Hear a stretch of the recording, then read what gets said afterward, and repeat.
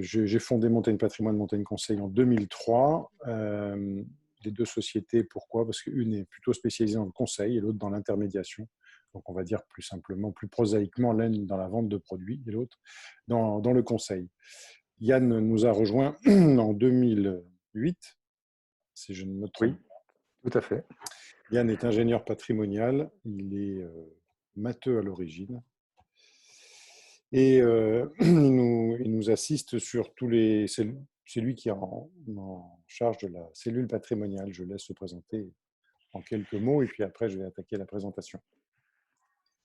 Oui, donc moi j'ai rejoint Montaigne Patrimoine en 2008 et depuis j'assiste Louis sur tout ce qui est études patrimoniales, à savoir faire le lien entre ce qu'est le client et ce qu'il souhaite, mettre en place des stratégies avec des rapports écrits, tout en appréhendant aspects civils, sociaux, fiscaux et économiques pour être au plus près de la situation du client.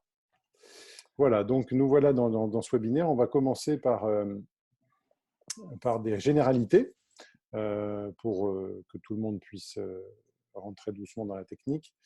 Le PER, donc c'est le plan d'épargne retraite individuel.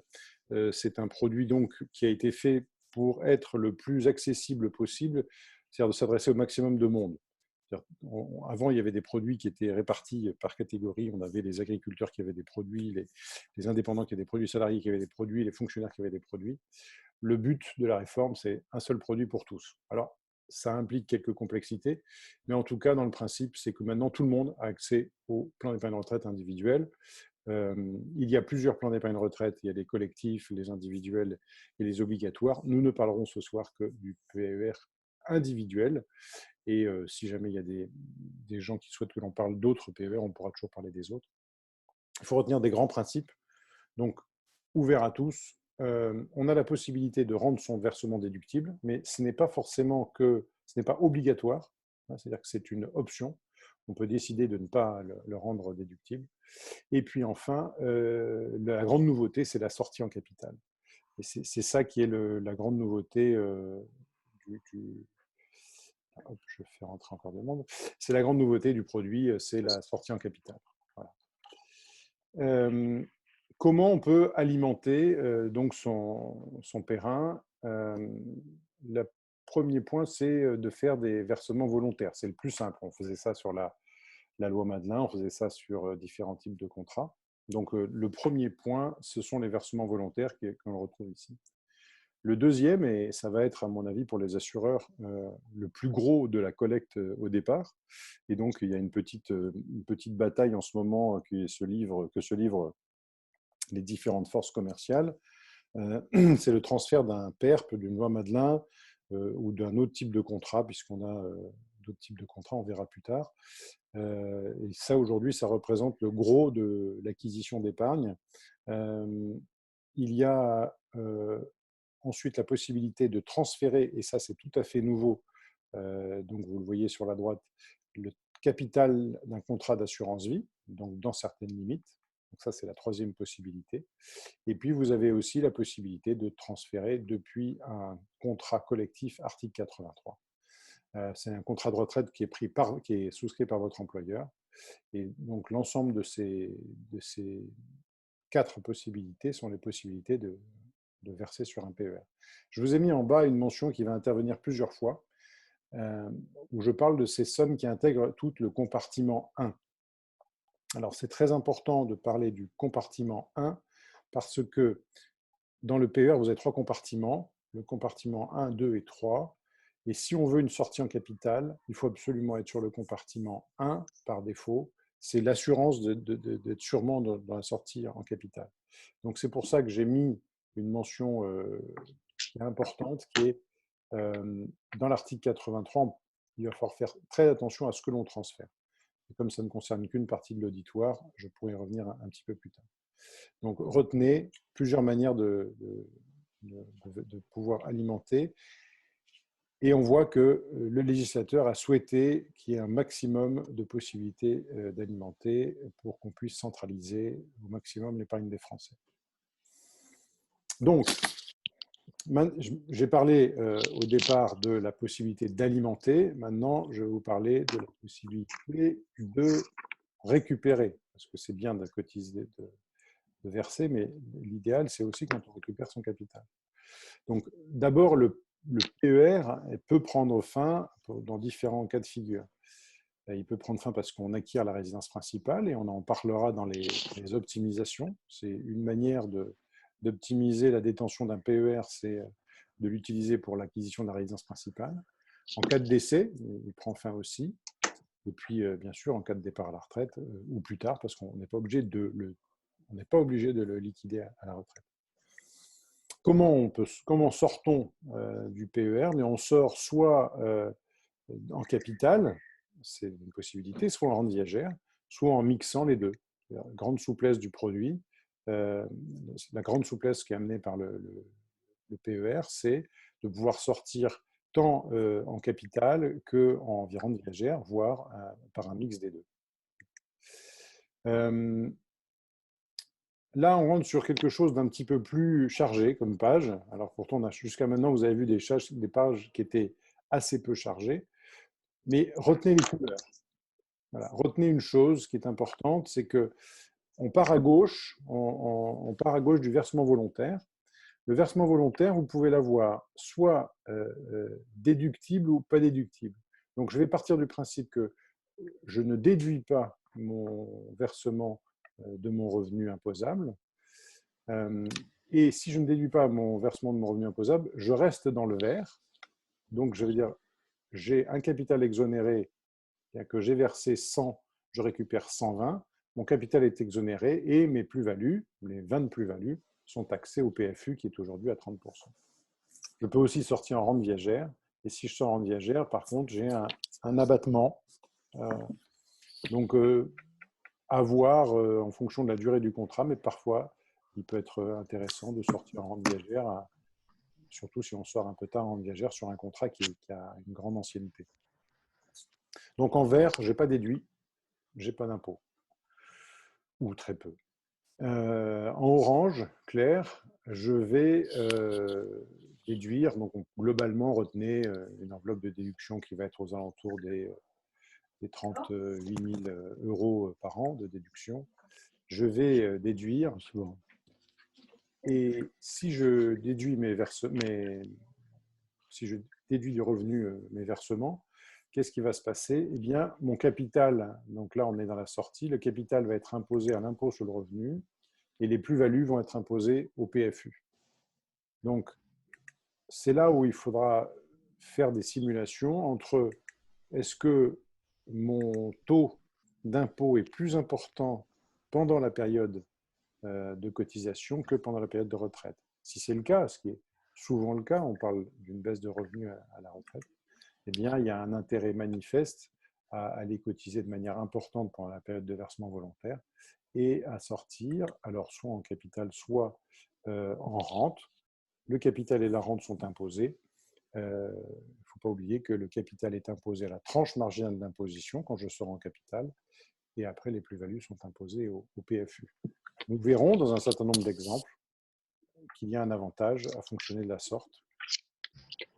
De la même manière, pendant quelques temps, nous allons avoir la possibilité de transférer des contrats d'assurance vie ou une partie des contrats d'assurance vie sur le PER. Et vous pourrez voir dans les astuces que cela a un intérêt non négligeable, puisque je transfère les sommes qui sont sur mon contrat d'assurance vie et j'obtiens une déduction fiscale. Donc, je n'ai pas besoin d'aller prélever sur ma rémunération, mais je prélève sur du stock que j'ai. J'obtiens une réduction et avec cette réduction, eh bien, je vais doper un peu le rendement de l'ensemble. Et puis, dernier point au niveau de la fiscalité à l'entrée, bien, si j'ai un PERP, si je transfère un PERP, mais si je transfère aussi une loi Madelin ou autre chose, il faut savoir que j'ai une exonération, il n'y a pas de fiscalité si je transfère un PERP vers un PER, il n'y a aucune fiscalité. Par contre, faire attention aux frais. Voilà. Je sais que cette diapositive est la plus chargée, peut être la plus complexe. Si jamais vous avez des questions, n'hésitez pas à les poser dans le petit chat et comme ça, je pourrai les retrouver à la fin et je pourrai les prendre en compte. Voilà. Ensuite, nous abordons la partie des transferts.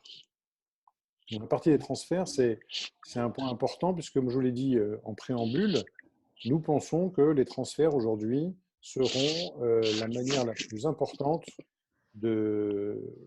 d'alimenter le PER dans les premières années.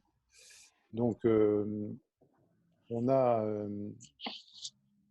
aujourd'hui la possibilité de... N'hésitez pas à utiliser le chat, hein, pas de souci. Donc, excusez-moi, donc les transferts peuvent être de sources assez diverses. Donc là, je détaille tous les transferts. Donc à gauche, en haut, je peux transférer un contrat Loi-Madelin, mais aussi un contrat préfonds, un contrat Corem, un contrat CRH. CRH, c'est du personnel hospitalier. Donc ça reprend l'aspect universel, de receveur universel du périn. Et donc aujourd'hui, il y a un vrai travail de ce côté-là sur qu'est-ce que je transfère et qu'est-ce qu'il est utile de transférer et qu'est-ce qu'au contraire il est inutile de transférer, voire même dangereux de transférer. Là, il faut faire attention, avant tout transférer, il y a une étude à faire. Je peux aussi transférer d'un PERP. Alors là, c'est souvent favorable. Il est rarement défavorable de transférer un PERP vers un périn, mais nous verrons les cas où c'est favorable, les cas où c'est défavorable. Je peux transférer d'un contrat d'assurance vie, on l'a vu. D'autres PER, j'ai un PER et ce n'est pas satisfaisant. Et pour revenir sur l'article 83, vous savez que depuis une dizaine d'années, il était possible, sur les articles 83, il était possible que les détenteurs d'un article 83, même en réduction, puissent verser exactement pareil que sur un PERP. Et donc, on appelait ça, les VIF, c'était des versements volontaires. Et donc, ces versements-là, ces versements individuels, ils sont dans un compartiment normalement dédié. Et quand je fais un transfert d'un article 83, seuls les versements de l'épargnant rentrent dans le compartiment 1. Si je transfère un article 83 sur un PER, les versements de l'entreprise n'iront jamais dans le compartiment 1. Ils iront dans le compartiment 3 et je ne pourrai jamais en sortir en capital. Donc là, il y a un point de vigilance à avoir là-dessus. Je vais revenir avec un petit détail là-dessus. Donc reprenons le transfert d'une loi Madelin, d'un contrat loi Madelin, vers un PER individuel.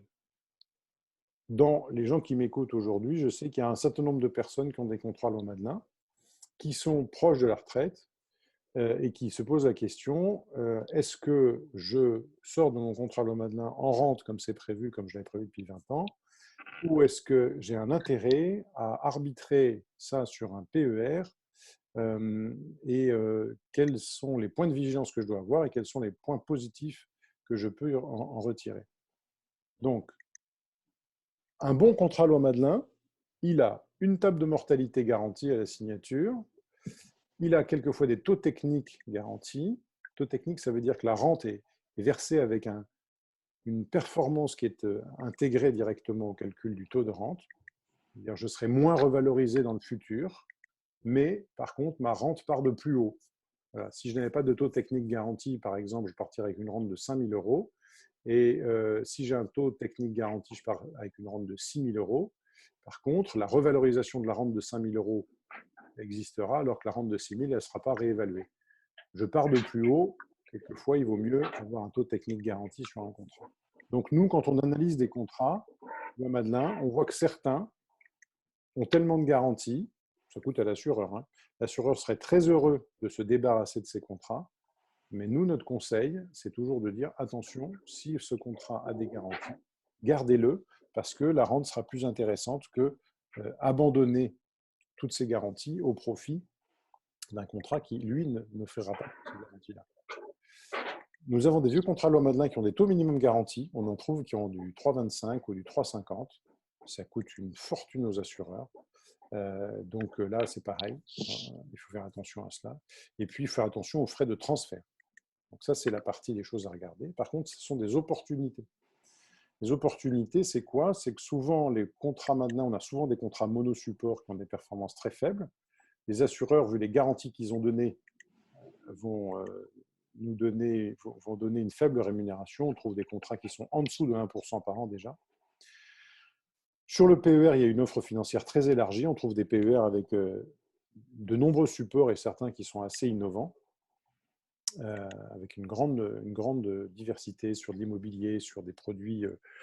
Par exemple, des choses qui vont être assez intéressantes en ce moment, ça va être de faire de l'obligataire à horizon 2-3 ans. On garde des titres obligataires pendant 2-3 ans. Ça peut être des éléments de performance intéressants. Il y a aussi un point très important que les gens connaissent souvent peu, c'est que je m'arrête de travailler alors que je suis indépendant. Eh bien, si je n'ai pas liquidé mon contrat Madelin et je ne suis plus en activité, il faut savoir qu'en cas de décès, je perds mon épargne. Il y a un vrai problème là-dessus. Il y a un gap de risque qui a été identifié il y a quelques années, qui donnera lieu, à mon avis, à quelques jurisprudences retentissantes. Mais il y a un gap de risque que je n'ai pas avec le PER. Et puis les options de sortie du PER, elles sont beaucoup plus importantes que les options de sortie de la loi Madelin.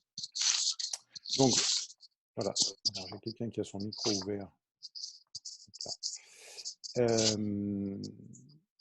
Et donc, par rapport à ce point-là, maintenant, on va passer sur le transfert du PERP vers l'article 83. Donc, on a fait le loi Madelin vers l'article 83. Le PERP, qu'est-ce que l'on a? On a un peu moins de points de vigilance. On a un point sur la table de mortalité garantie, mais il y en avait très très peu de PERP qui avaient des tables de mortalité garantie. Le deuxième point pour lequel le PERP est important, c'est l'achat de la résidence principale. Il faut savoir que la fiscalité du PERP, dans le cas de l'achat de résidence principale, pour peu qu'on ne soit pas propriétaire de sa résidence depuis moins de 2 ans, c'est-à-dire il faut absolument qu'on ait pendant 2 ans qu'on n'ait pas été propriétaire de sa résidence principale. Il est plus intéressant d'acheter la résidence principale avec un PERP qu'avec un PER. La fiscalité est bien plus avantageuse, mais vraiment bien plus avantageuse. Donc, dans le cas d'un achat de résidence principale à la retraite, le PERP garde son intérêt.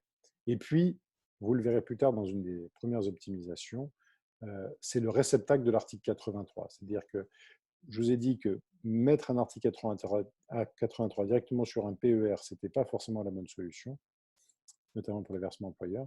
Par contre, si on fait article 83, PERP, PER, ça peut être une très bonne solution. Dans les opportunités, pourquoi transférer un PERP vers un PER1? On va retrouver encore la même chose, c'est qu'on va trouver des meilleures performances sur ces multi-supports, l'offre financière élargie et les options de sortie qui sont bien plus grandes. Il ne faut pas oublier que sur un PERP, on peut sortir maximum 20% du capital, alors que sur un PER, on va pouvoir sortir 100% du capital. L'assurance vie. Alors les transferts d'assurance vie, Yann va y revenir tout à l'heure. Ça se fait en rachat partiel. Ça se fait quand les épargnants ont moins de 57 ans et sur des contrats qui ont plus de 8 ans. Donc, il faut retenir que ça soit un contrat en plus-value, que ce soit un contrat qui a plus de 8 ans, et il faut être à plus de 5 ans de la retraite, donc 57 ans par défaut. Et puis, on a une déductibilité qui est possible, mais qui est plafonnée à 32 000 euros. Pourquoi c'est une opportunité? Parce qu'on a des transferts qui sont soumis aux prélèvements sociaux, mais avec des abattements. Mais vous allez voir dans un petit comparatif que nous avons fait, si je prends du fonds de mon contrat d'assurance vie pour le mettre sur mon PER, je vais avoir un avantage, fiscal, je vais avoir un avantage, non pas fiscal, je vais avoir un avantage en termes de performance. Voilà, pour ce qui nous amène sur les trucs et astuces. C'est-à-dire que maintenant qu'on a fait un petit résumé de qu'est-ce qu'était le PER, comment on l'alimentait et comment on pouvait en sortir, comment on pouvait, les points de vigilance par rapport au transfert, on va vous donner avec Yann quelques astuces. La première, c'est moi qui vais l'expliquer sur le PowerPoint, et puis Yann va partager son écran avec un Excel, et c'est lui qui prendra la suite. Donc, je vous en parlais tout à l'heure. Quand j'ai un article 83 et que je parle de la provision mathématique, c'est-à-dire que mon employeur a cotisé, on va dire, 50 000 euros, moi-même, j'ai peut-être cotisé 5 000, et je voudrais pouvoir sortir en totalité de cet article 83, si possible, en capital. Donc, comme je vous l'ai dit tout à l'heure, il faut éviter un transfert direct vers le PER, il faut passer par l'intermédiaire du PERP. Alors c'est là où ça peut être un petit peu chaud, parce que beaucoup de gens s'intéressent à cette possibilité alors qu'ils sont à la retraite. Et il n'y a qu'une ou deux compagnies sur le marché qui sont prêtes à ouvrir des PERP pour les gens qui sont à la retraite. Mais nous avons trouvé la solution, on a même trouvé la solution pour certains expatriés qui veulent le faire. Donc l'étape 1, c'est je transfère mon article 83 vers mon PERP, puis après je transfère mon PERP vers mon PER. Et à ce moment-là, je me retrouve dans un PER avec l'ensemble des capitaux sur le compartiment 1, comme il est indiqué en bas, et ce compartiment 1 me permet une sortie en capital. Mon article 83 aujourd'hui aussi, c'est la possibilité, quand je fais ce simple ou double transfert, d'avoir la possibilité de la rente minimum. Je m'explique, on se rend compte qu'un assureur ne va pas vouloir vous faire une sortie en capital si vous avez une rente de 200 euros ou 300 euros par an, alors que parfois, jusqu'à des rentes de 450, 500 euros, 600 euros par an, l'assureur va accepter de vous servir en capital. Donc, c'est-à-dire qu'un article 83, quand vous aviez 4-5 000 euros dessus, l'assureur a accepté de vous rembourser en capital, alors que sur un pair, on peut arriver à des montants plus importants, puisqu'on peut arriver à 16 ou 17 000 euros pour une sortie en capital. Donc, si vous êtes prescripteur et que vous avez des clients qui ont des articles 83, parlez-leur de cette possibilité-là. Si autour de vous ou si dans votre carrière, vous avez été salarié cadre et vous avez un article 83, eh bien, sachez que c'est la première astuce à utiliser. Attention, c'est limité dans le temps, puisqu'il faudra faire ça avant octobre. Donc, il faut se dépêcher sur cette première astuce.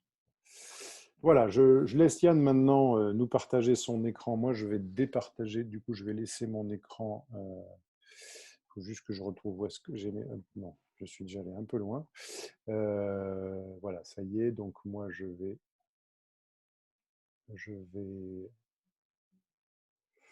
Alors, Yann, arrêtez de partager. Voilà, donc ça y est. Yann, vous pouvez prendre la main maintenant, si vous Prends la voulez. main.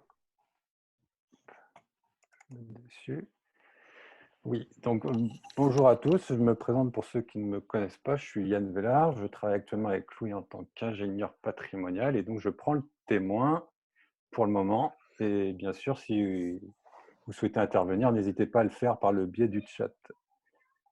Le début de la présentation a permis de mettre en lumière deux avantages qu'offrait le PERP. La déductibilité des sommes à l'entrée et la possibilité de récupérer un capital à la sortie, en cas d'acquisition de résidence principale ou au moment de la retraite.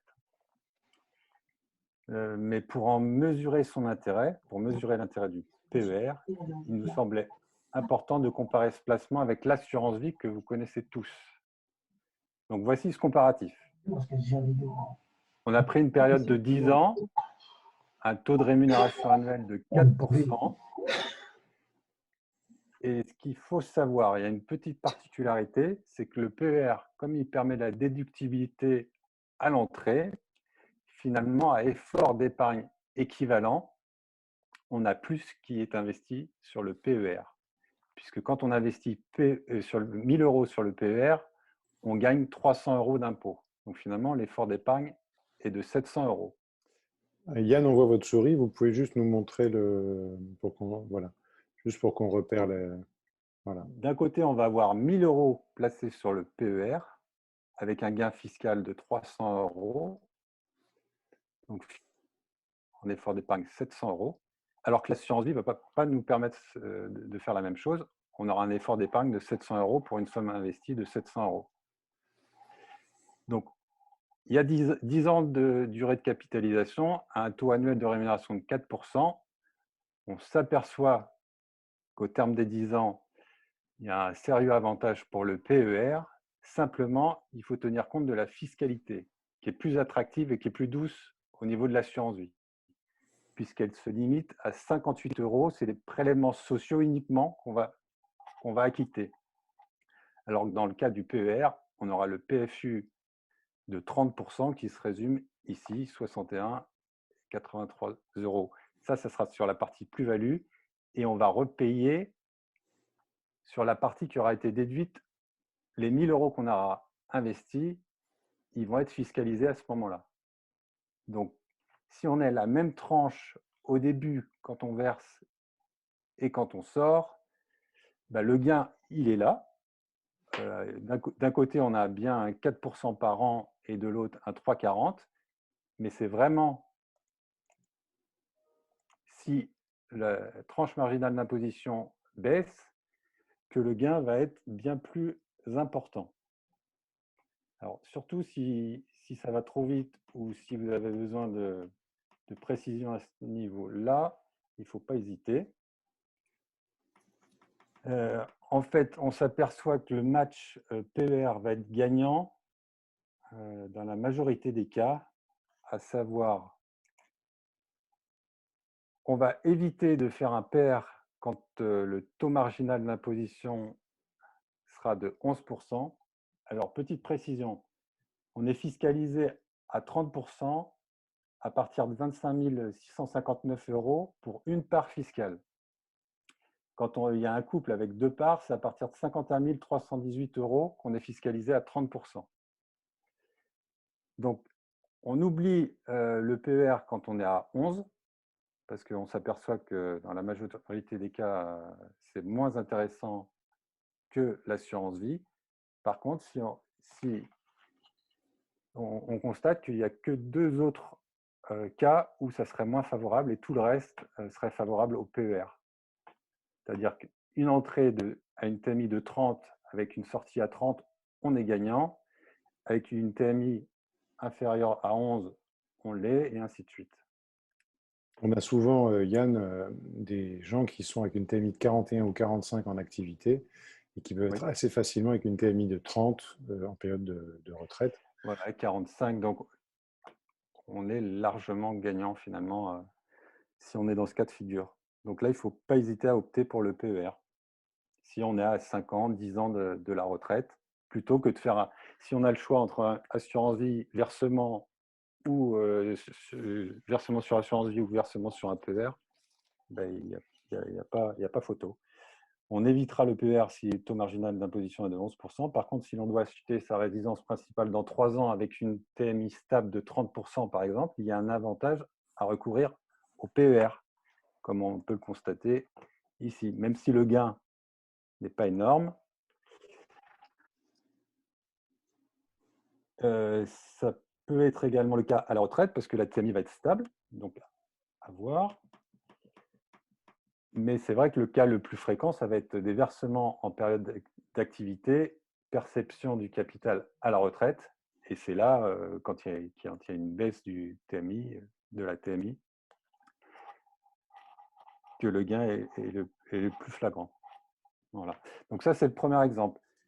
On a abordé l'aspect économique, mais on voulait quand même faire une petite aparté sur l'aspect transmission. Parce qu'effectivement, l'assurance vie a cet avantage-là. En termes successoral, il y a un abattement de 152 500 € par bénéficiaire qui s'applique. Et donc, il y a quand même une comparaison à mener entre l'assurance vie et le PER. Eh bien, là, on constate également que, on reprend notre exemple de tout à l'heure, finalement, on va se retrouver avec une épargne acquise. On a un peu rallongé la durée de capitalisation, puisque là, il n'y aura pas une sortie de son vivant, mais c'est une sortie en cas de décès. Et donc, une épargne acquise de 2 191 € versus 1 534 dans le cadre de l'assurance vie. On fait la petite précision que s'il y a décès avant de 70 ans, c'est avantage PER parce qu'il y a une exonération totale des capitaux transmis. Le souci, c'est après 70 ans, mais on va s'apercevoir que finalement, on va transmettre davantage avec le PER. Dans ce cas de figure, on transmet 11% de plus avec le PER parce qu'on est dans le cas le plus fréquent d'un taux de droit de mutation de 20%. 20%, c'est quand on transmet jusqu'à 552 000 € de patrimoine à un descendant. Donc, c'est vraiment… oui. On a quand même, Yann, un avantage manifeste du PER, que le décès ait lieu avant 70 ans où la fiscalité est identique à l'assurance vie. ou Oui, même que le décès ait lieu après 70 ans, alors qu'a priori, quand on regarde les textes, on sait que c'est soumis au droit de succession de droit commun à moins 30 000 euros. Donc en fait, a priori, ça semble sur le papier défavorable. Et donc ce que vous nous dites, c'est que même après 70 ans, le PER, qui aura été défiscalisé à l'entrée, hein, est gagnant quand même au terme. oui, parce il y a plus de capitaux au terme. Les seuls cas où ce n'est pas vrai, c'est quand la tranche marginale d'imposition en droit de succession est très élevée, 45%, mais ça sera à la marge, hein. D'accord. Et ajoutons que si le bénéficiaire du PER est le conjoint ou le partenaire pacsé, les capitaux sont transmis sans fiscalité, que les décès interviennent avant ou après 70 ans. D'accord. On peut aussi Euh, démembrer la clause bénéficiaire d'un PER. oui. Nous abordons l'histoire du PER comme outil pour aider ces enfants à acquérir leur résidence principale. Alors, on va se remettre. En fait, l'idée, c'est d'alimenter un PER au nom de l'enfant, comme cela se fait régulièrement pour un PEL. Mais il faut bien le faire tant qu'ils font partie du foyer fiscal. Parce que les parents qui vont être fiscalisés à 30% ou plus déduisent ces versements de leur revenu imposable. Il y a donc un gain fiscal pour eux. Et l'enfant fera l'acquisition de sa résidence principale au début de sa période d'activité. Souvent, il va être prélevé qu'à 11%, 0 ou 11%. Et donc là, on constate qu'il y a vraiment un intérêt à le faire plutôt que de passer par une solution assurance vie ou PEL. Il y a un vrai gain apporté par la déduction fiscale. Il y a un autre exemple, c'est un grand-parent qui peut faire une donation à un petit enfant. Celui-ci place une partie sur son PER. Les parents bénéficient du gain fiscal en fonction de leur TMI. Autrement dit, la donation permet d'aider à deux niveaux. On aide enfants et petits-enfants.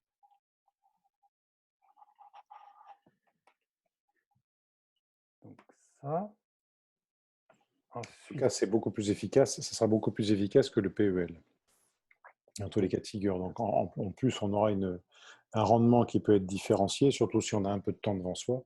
On va avoir quelque chose de beaucoup plus efficace que le PEL pour aider à l'acquisition de la résidence principale. Ensuite, on a abordé tout à l'heure la question de la possibilité de transférer de l'assurance vie vers un PER. Alors, on a pris un exemple d'un contrat d'assurance vie sur lequel il y aurait une épargne acquise de 150 000 euros avec une plus-value de 50 000 euros.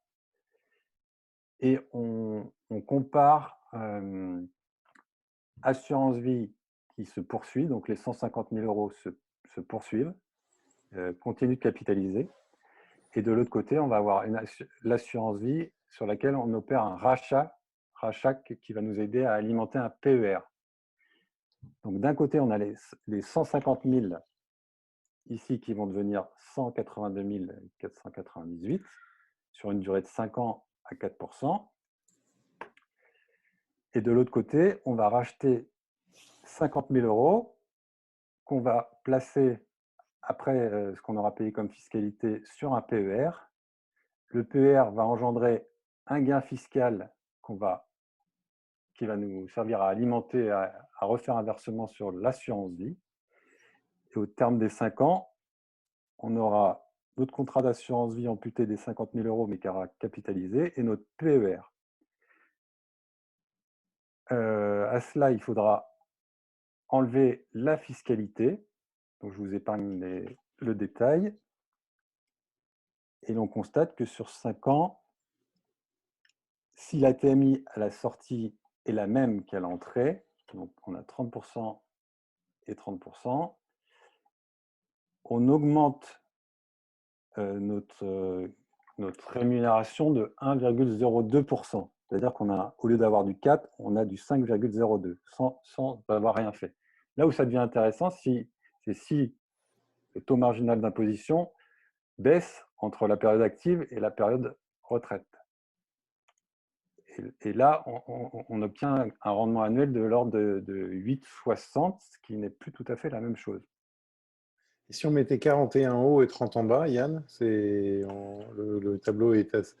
Parce que là, je vous tends un piège parce que je ne sais pas si le tableau a été étudié pour. Oui, oui, bah, D'accord, très bien. 7,43%. Voilà, au lieu de 4, on a 7,43. Voilà, sur 5 ans, donc ça permet de gagner sans sortir d'argent, hein. Finalement, on a fait que les vases communicants. On a pris un peu de l'assurance vie qu'on a placé sur un PER. D'accord. Et donc, dernier point important sur la loi Madelin, on a pris un cas de figure de quelqu'un qui arrive à la retraite avec un contrat loi Madelin. Un Oui, contrat, alors c'est quelqu'un qui a bien cotisé au contrat loi Madelin. oui, Donc, on s'est renseigné auprès de la compagnie pour avoir la rente, c'est-à-dire on sait aujourd'hui ce contrat, quelle est la rente qu'il peut servir avec des annuités garanties, c'est-à-dire qu'on trouvera sur la colonne de gauche l'hypothèse à 18 annuités garanties.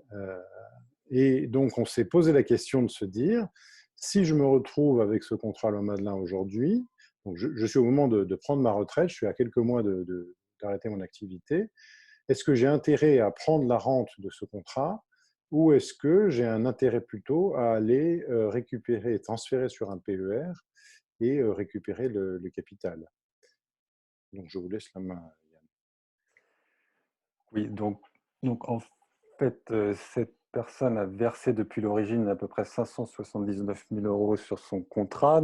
Bon, l'économie fiscale n'apparaît pas sur la feuille, mais ce contrat vaut actuellement 720 000 euros.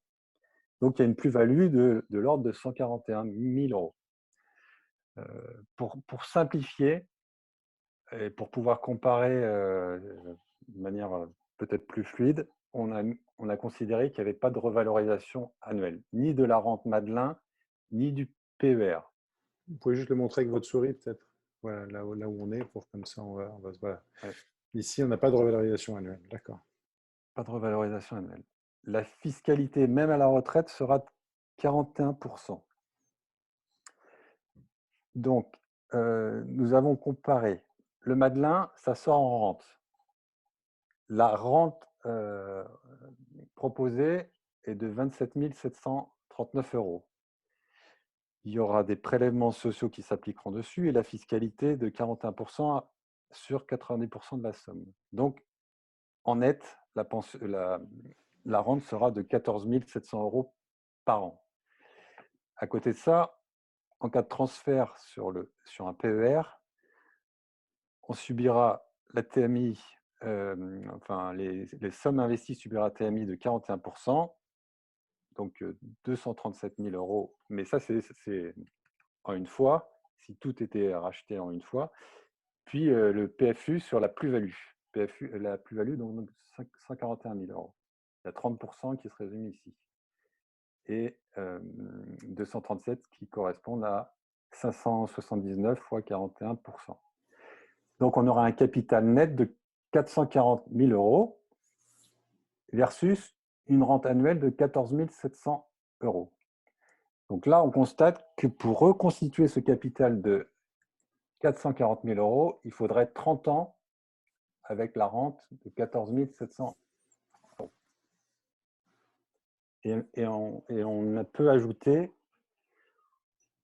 que, oui, dans un cas, dans le PER, potentiellement, on peut récupérer immédiatement l'intégralité de la somme, ce qui n'est pas le cas avec la rente Madelin où il faut attendre 30 ans. Donc, en termes de taux de rendement interne, pour notre jargon, ce n'est pas la même chose. Avoir immédiatement la somme ou qu'elle soit échelonnée, déjà sur le papier, ce n'est pas la même somme. Et puis après, vous pouvez le voir en dessous, les commentaires, c'est qu'une rente Madelin, actuellement, est revalorisée sur des bases extrêmement faibles. Actuellement, moins de 20%, c'est à cause des taux moyens d'emprunt. Alors que le PER, finalement, c'est comme un contrat d'assurance vie, il y a une allocation d'actifs et potentiellement, vous pouvez viser une rémunération annuelle supérieure à 1. Nous n'avons pas tenu dans la pratique, mais le PER devrait permettre d'avoir une revalorisation supérieure dans le temps. Le PER offre plus de souplesse. Oui, oui, il y a un intervenir peut-être. Non, non, jusque-là, ça va. Le PER offre plus de souplesse puisqu'on peut dicter un peu le montant des retraits que l'on souhaite opérer. Si une année, on n'en a pas besoin, on laisse capitaliser sur le PER. Si une autre, on a besoin de faire une acquisition, on va puiser davantage dedans. Un autre avantage que l'on a constaté pour le PER, c'est qu'en cas de décès, il y a une épargne qui sera présente sur le PER et qui pourra être transmise aux enfants. Oui, ça, c'est un point sur lequel je vais rebondir, Yann. Un point important, très important, c'est qu'on a souvent reproché au contrat Madelin ou même à la rente du père de ne laisser souvent aux héritiers qu'un revenu régulier, et pour peu qu'on ait choisi des annuités garanties. Alors, il y a toujours les rentes réversibles, hein, mais en tout cas, pas, notamment quand il y a la question des enfants, eh bien, on ne laisse pas un capital, on laisse une rente. Et donc, c'est vrai que de ce côté-là, le PER offre beaucoup plus souplesse pour les héritiers qui vont se retrouver avec un capital. On a vu avec une fiscalité qui peut être différente selon l'âge du décès, mais en tout cas qui permet aux héritiers d'avoir de quoi payer les droits de succession, par exemple. Alors, oui, on observe cependant qu'il y a un avantage pour la solution Madelin en cas de vie longue, voire très longue, puisque la rente est viagère. Donc, le PER, potentiellement, on peut épuiser le capital si on faisait des rachats réguliers importants. Donc, pour prendre oui, des personnes qui ont plusieurs contrats au Madelin, on peut imaginer qu'ils choisissent, par exemple, d'en garder un et de le liquider sous forme de rente comme une assurance survie, en quelque sorte. C'est-à-dire que comme ils transmettent le risque de survie à l'assureur s'ils vivent très longtemps, et puis pour l'autre, ils prennent une solution plus simple, plus souple, qui leur permettra de répondre à des projets de vie en fonction de leurs souhaits, et en tout cas d'avoir une solution complémentaire à la première. Oui, et on finit par dire qu'en fait, l'histoire des 30 ans devrait être, le montant devrait être supérieur, on devrait plutôt être 35-40 ans, dans la mesure où il y a une revalorisation potentielle plus élevée sur le PER, et au niveau fiscalité, il y a aussi un avantage pour le PER, parce que toute plus-value supplémentaire sur le PER va subir le PFU de 30% actuellement, alors qu'une hausse de rente, ça va subir la TMI, plus les prélèvements sociaux. Voilà. Bon, mais je vais peut-être reprendre la main, mais enfin, en tout cas, on va passer aux questions si vous avez des questions. Donc, Yann, vous quittez votre écran et moi, je partage le mien. Hop là, ça y est, donc c'est moi qui reprends la main. Alors, on a une première question. C'est pouvez-vous confirmer ou infirmer que l'on peut donc sortir de l'argent du PER comme d'une assurance vie en fonction des besoins avec des moments différents? Alors, pas avant la retraite, ça c'est sûr. Pas Ou avant la l'acquisition retraite. de la résidence principale. Voilà. Hop là, excusez-moi. Voilà. Oui, donc c'est pas un produit d'assurance, c'est pas souple comme l'assurance vie avant la retraite, de toute façon. Pour la réponse à cette question. On sait que le sujet est un peu ardu. Donc, si vous voulez qu'on revienne sur une diapositive dans la présentation pour qu'on s'y attarde, on peut le faire. Le transfert d'assurance vie. Jean-Luc, la question, c'est le transfert d'assurance vie est impossible après 57 ans? Oui, c'est-à-dire qu'en fait, dans l'idée, pour les contrats d'assurance vie, oui, dans l'idée, c'est ça, c'est de le faire avant la retraite. Donc oui, après 57 ans, c'est pas forcément possible.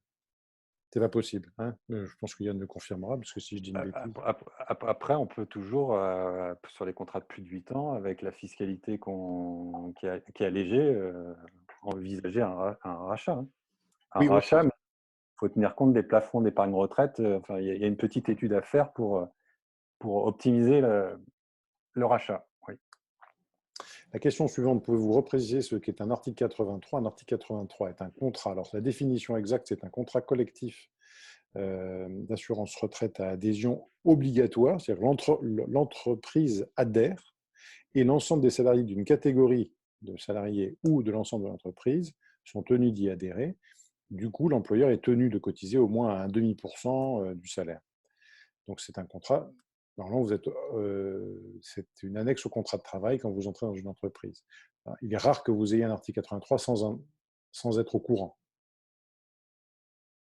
C'est rare. Mais c'est un contrat qui est souscrit par l'entreprise et pas uniquement pour les gens qui sont payés en France.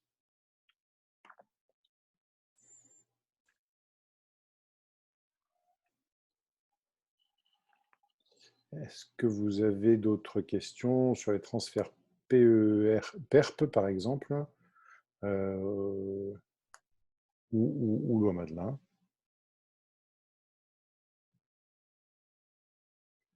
Alors, le PERCO, on n'est pas exactement dans le même système. C'est-à-dire que le PERCO, il a son pendant dans le nouveau système, c'est le compartiment 2. Donc là, on n'en parle pas ce soir, mais on ne peut pas transférer un PERCO sur un PER1, compartiment 1. Ceci étant, pas oublier que le PERCO a une sortie en capital à la retraite. Donc, avec une fiscalité qui est, à mon avis, plus intéressante. Donc, le but, ce ne serait pas forcément d'aller transférer son PERCO sur un PER1. Enfin, moi, je trouve qu'il n'y a pas forcément d'intérêt. Enfin, après, on peut regarder, hein, mais ce n'était pas le sujet de ce soir. Ce soir, c'est vraiment de parler du PER1, du PER individuel, et donc du premier compartiment de l'ensemble des PER. Donc, je pourrais répondre à votre question après, on pourra répondre la semaine prochaine avec Yann à cette question-là, surtout si vous avez un cas à nous proposer. Alors, quel est l'intérêt de la sortie en capital?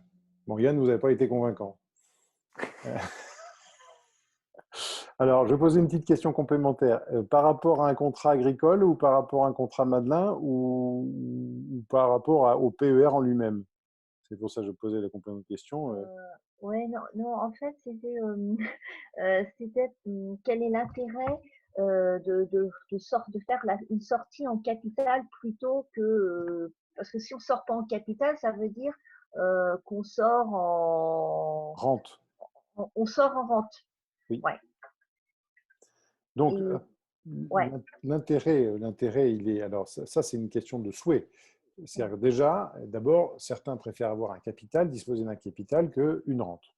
Donc, ça, c'est une question de souhait. C'est le premier point. Et ensuite, on a vu qu'il n'était pas pénalisant forcément de sortir en capital.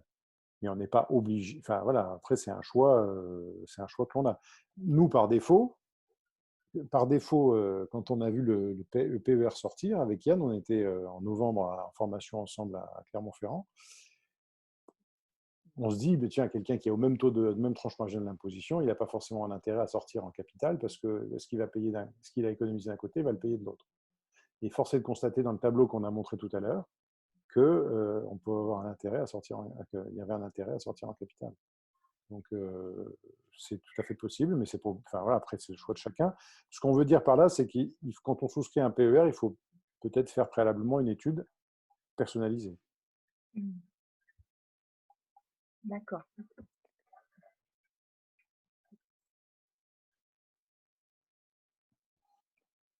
Est-ce que vous voulez revenir sur un tableau de comparaison ou sur une diapositive de présentation? Je me rends compte que sur les diapos, je le ferai je vais vous renvoyer le diapo, je ferai une petite modification, je vous rajouterai la diapo sur les droits de succession. Je me rends compte qu'elle est restée dans le clavier.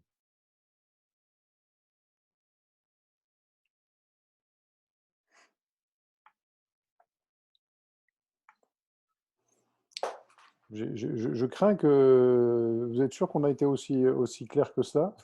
Ce serait un bon point, hein, mais Et si vous voulez poser votre question par oral, n'hésitez pas à activer votre micro pour poser la question si vous êtes plus à l'aise à l'oral. Vous m'entendez, monsieur de Froissart? Oui. Oui, bonjour Philippe Lassus. C'était pour savoir, juste peut-être repréciser pourquoi le PER a une meilleure revalo que le Madelin. Je ne l'ai pas bien compris. Alors, en fait, très souvent, on a des contrats loi Madelin avec des fonds euros qui ont pas mal de garanties à donner et donc qui sont assez mal revalorisés. Du coup, souvent, ne serait-ce que déjà quand on compare les fonds euros, il y a beaucoup de contrats loi Madelin aujourd'hui qui sont des monosupports. Donc un monosupport par rapport à un multisupport, vous allez vous retrouver avec une revalorisation qui va être foncièrement différente, mais avec un peu plus de risque. Mais la différence intrinsèque quand vous êtes à la retraite, c'est que les contrats Madelin qui vont être dénoués en rente, on va avoir très très peu de revalorisation des rentes. Vraiment, ça, à mon avis, surtout avec des tables de mortalité garantie, on va avoir des revalorisations de rente qui vont être très très faibles, à mon avis, entre 0 et 1. Alors que de l'autre côté, votre PER, vous pouvez gérer le capital bien différemment. Donc, pour peu que vous disiez que vous donnez un objectif de sortie sur 15 ou 20 ans, vous allez pouvoir gérer votre capital bien différemment. Et aujourd'hui, si on a une vision moyen terme, on peut espérer, avec les supports à notre disposition et la remontée des taux obligataires, faire une performance un peu meilleure, 2-3%, 4%. Et à ce moment-là, vous aurez quand même une différence notable en termes de performance. D'accord, merci. Je vous en prie.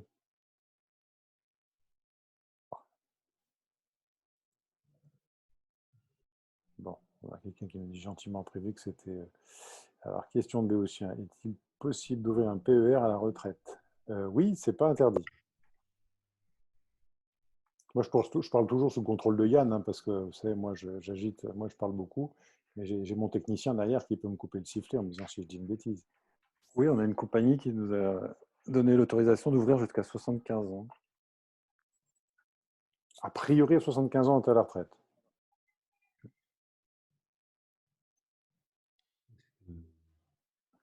Donc oui, on a même, enfin, on a plusieurs compagnies qui ouvrent des PER à la retraite. On a au moins 2 ou 3. Alors, nous, on n'a pas de religion avec une compagnie en particulier, hein. On a le choix entre. Enfin, voilà, on va chercher souvent en fonction de.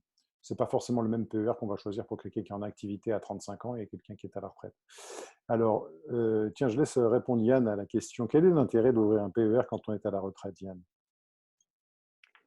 Eh bien, le PER à la retraite, comme on le disait tout à l'heure, si on a un horizon d'investissement de 5 ans, plutôt que de faire une assurance vie, on s'aperçoit comment on peut déduire à l'entrée, il y a un gain économique à le faire. Si on imagine qu'on va faire une allocation similaire assurance vie ou PER, il y aura un gain du fait du gain à l'entrée. Mais il faut bien regarder les plafonds d'épargne retraite avant de se lancer. Parce que si on ne peut pas déduire, autant faire une assurance vie.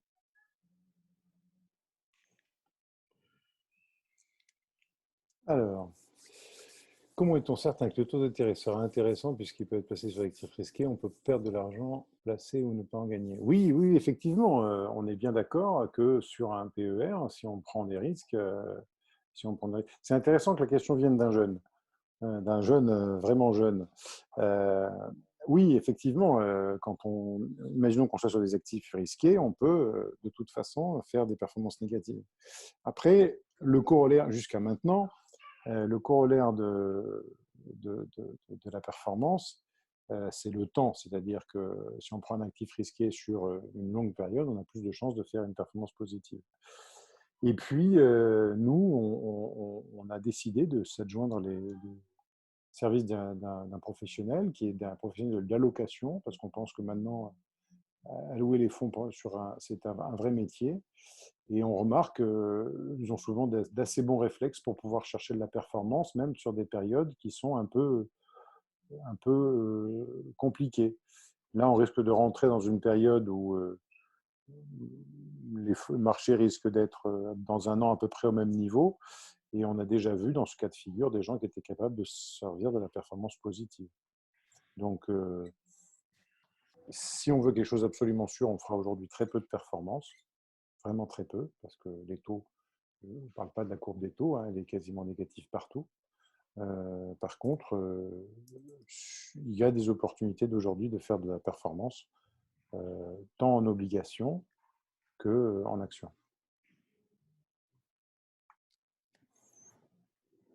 On va prendre une dernière question parce qu'une heure, c'est un temps, je pense, au-delà duquel on peut avoir un petit peu de mal à conserver l'attention. Donc, si jamais il y a une dernière question, n'hésitez pas à nous l'adresser. Et puis après, on conclura ce webinaire. Juste peut-être, est-ce que vous avez prévu de le faire, vous savez, dans cet arbitrage Madelin-PER, Oui. est-ce qu'il y a, mais je n'ai pas bien vu, j'ai été un peu vite, est-ce qu'il y a une simulation en droit de succession? On peut la faire. Vous pouvez la faire au cas par cas, vous voyez, en Oui, disant, là, en fonction d'une mortalité de base à tel niveau, il y aura un CRD, un capital restendu de oui, temps à transmettre, alors qu'inversement, sur le Madelin, la sortie, un truc garantira, mettons, je sais pas, encore 5 ou 6 ans oui, de rente. Ça tout à sera fait. C'est ça, fait. on peut le travailler. Pour ça qu'on se rend compte que le PER est un tel outil, et je vais terminer là-dessus. Je répondrai à la dernière question en privé. Je vais terminer là-dessus. En fait, on se rend compte que le PER est un couteau suisse assez extraordinaire et que l'important, c'est de bien se faire accompagner. Il y a eu des produits où bon, c'était assez simple, hein, le Madelin, quand il est sorti, on avait quelques questions sur la problématique de sortie en capital. On pouvait sortir avec des annuités garanties, c'était assez simple. Là, on se rend compte que le produit, par le simple fait qu'on a abordé aujourd'hui que le compartiment 1 du PER individuel, déjà est assez complexe. Et donc, ça veut dire qu'avant de souscrire, avant de transférer, il y a des études à faire et la technicité du conseil et son indépendance est assez importante. Je rappelle que nous pouvons intervenir en étant uniquement rémunérés par des honoraires de conseil, ce qui nous permet d'aller donner un conseil totalement indépendant de la rémunération qu'on peut toucher d'une compagnie. Voilà. Donc la dernière question, j'ai noté, mais ça concerne le compartiment 2, hein, tout ce qui est PEE, tout ce qui est PE, tout ce qui est même compte épargne-temps. Retenez qu'on peut transférer sur un PER du compte épargne-temps. Le PE, je vous dirai en quoi ça peut être inintéressant, mais par exemple, on oublie de dire que les jours de congé, il y a des jours de congé et des comptes qui sont transférés sur le compte épargne-temps. Et le compte épargne-temps peut venir alimenter un PER, mais dans le compartiment numéro 2. Donc, on fera peut-être plus tard un petit webinaire sur le compartiment numéro 2. Voilà. Je vous remercie beaucoup, en tout cas, pour votre attention.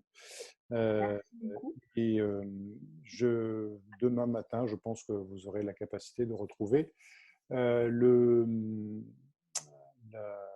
l'enregistrement que nous pourrons vous envoyer, ainsi que le PowerPoint sur lequel j'aurais rajouté la petite diapo qui concerne les droits de succession. Voilà, je vous souhaite une bonne soirée à tous et je vous dis à très bientôt.